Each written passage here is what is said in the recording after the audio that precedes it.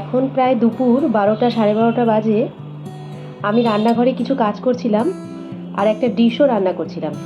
কি রান্না করছিলাম সেইটা অবশ্যই তোমাদের সাথে দু একদিনের মধ্যে শেয়ার করব। শিলিগুড়িতে তো প্রচণ্ড বৃষ্টি হচ্ছে, তো কয়েকদিন ধরে একটু একটু রোদও উঠেছিল, ভালোই গরম পড়েছিল। তো এখন হঠাৎ করে এই বেশ কিছুক্ষণ ধরে দেখছি চারদিকটা কালো হয়ে আসছে, বোঝাই যাচ্ছিল অঝোরে বৃষ্টি নামবে। আর এই রান্নাটা সারতে সারতেই দেখো প্রচণ্ড জোরে চারদিক একদম সাদা হয়ে বৃষ্টি নেমে গেল। এই আমাদের মালদার তুলনায় শিলিগুড়ির ওয়েদার কিন্তু অনেক ভালো, আর এই বর্ষার দিনে শিলিগুড়ি যেন আরও সুন্দর হয়ে ওঠে। কখনো টিপ টিপ করে আর কখনো ঝমঝমিয়ে বৃষ্টি, সবুজ গাছপালা যেন একেবারে ধুয়ে মুছে সতেজ হয়ে ওঠে। ভেজা মাটির গন্ধ, ঠান্ডা হাওয়া আর বৃষ্টির সুরে মনটা আপনা আপনিই ভালো হয়ে যায়, তাই না?